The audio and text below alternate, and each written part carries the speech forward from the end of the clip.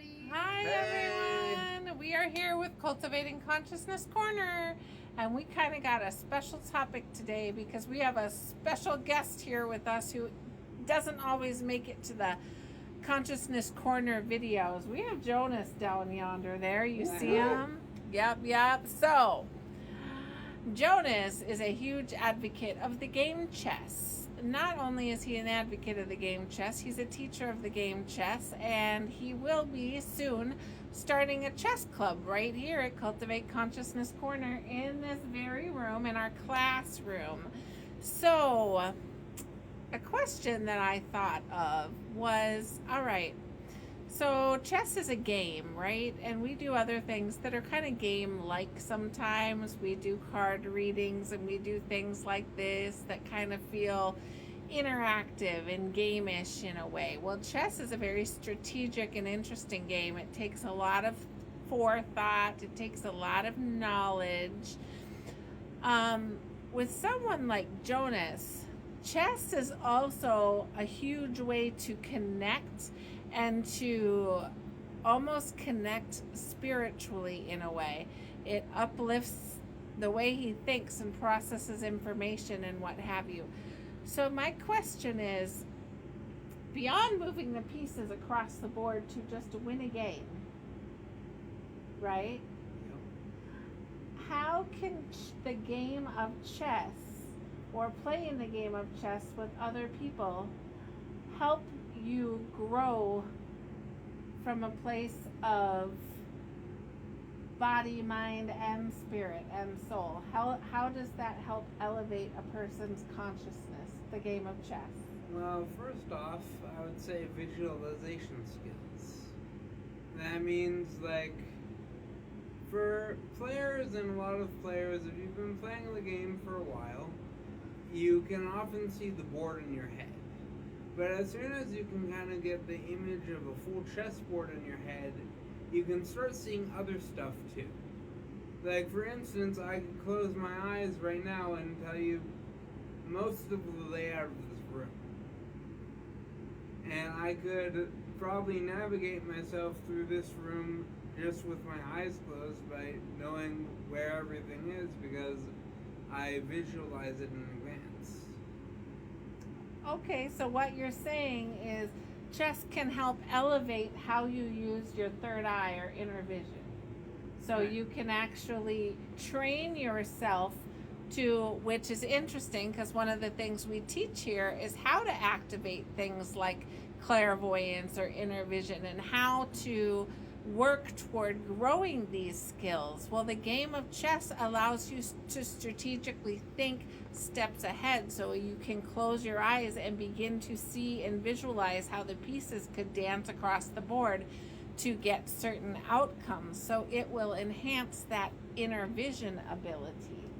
I love that. I was going to ask both, we've all played some chess with Jonas and with each other here and there, so I kind of wanted more of a novice perspective from Faith and from Brian, and I'll give a little bit of my own novice perspective about,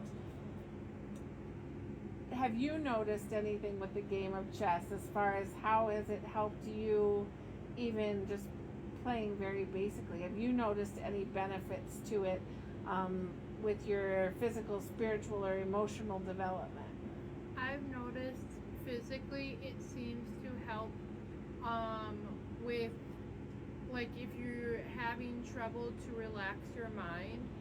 It's very weird because it's a very active, you have to be thinking, but it also can shut parts of your brain off that you're not using in those moments.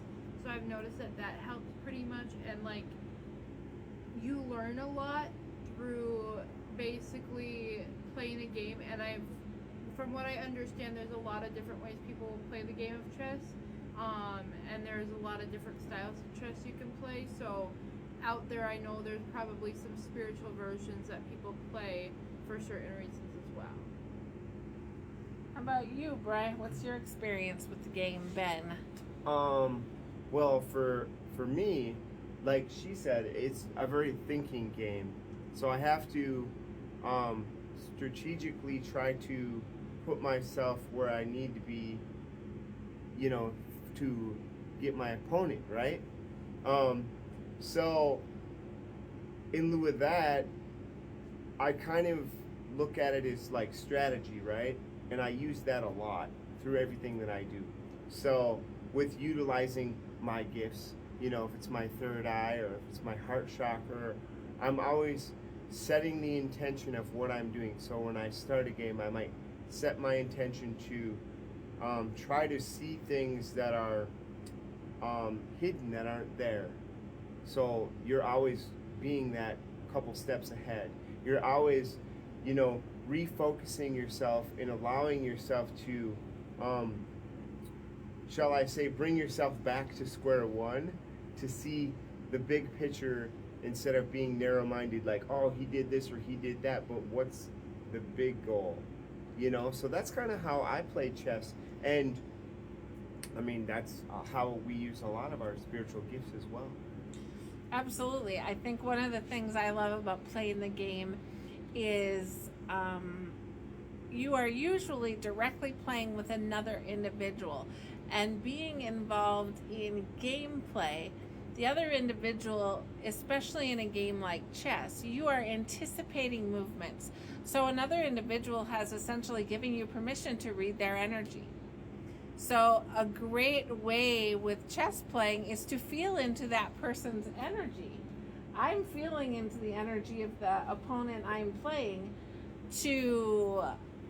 and that is strengthening my empathic abilities and strengthening my abilities to feel energy, because I'm trying to anticipate what their movement is going to be, what they may do next. So it actually allows for me to work on and to grow some of those other skills in reading a room, reading an environment, feeling the presence of a situation.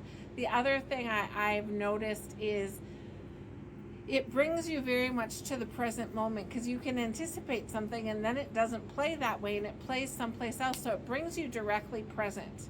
Okay, you have to be able to really quickly evaluate a situation on the fly, essentially, and pivot. So if pivoting is not one of your strengths, a game of chess will definitely kind of teach you to do that. So Jonas also does something very interesting here, talking about kind of reading energies. He does something called a chess divination reading, or a chess energy reading. So he will sit down and play a game of chess with you, and based solely on the way you move your pieces and how you're moving, he can give you an energy reading about your life and what that looks like, what the trajectory of the steps you're taking may look like based on how you move pieces. That only works if you actually know how to play the game of chess. If you're brand new or you're just learning, it's a little harder to do. You have to kind of strategically know the game, but we are going to be incorporating a chess club into Cultivate Consciousness Wellness here pretty soon. So if you are a player or you want to play or you ever have a desire to learn, this would be a great way to do that. Joe, why don't you talk a little bit about what your kind of hopes and dreams for that club might be? What? Yeah, and we just have about a minute left, Joe. I would say it's just about kind of getting more people involved in playing and just having a giant group that can learn and grow together, because it's kind of the way I kind of see teaching is very much through a club aspect. Is a teacher teaches their student, and then the student eventually grows better than the teacher, and that means the teacher did their job.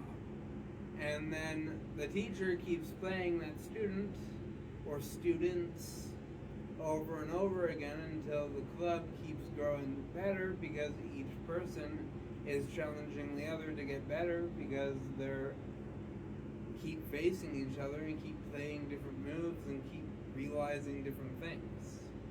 And one quick note I wanted to add is it also kind of helps with the solar plexus and confidence, because it keeps you very humble. You cannot play chess and kind of be an ego. Excellent. Thank you so much for that. Thank you, guys. Bye. Peace, love, and Pixie Pixie dust. dust.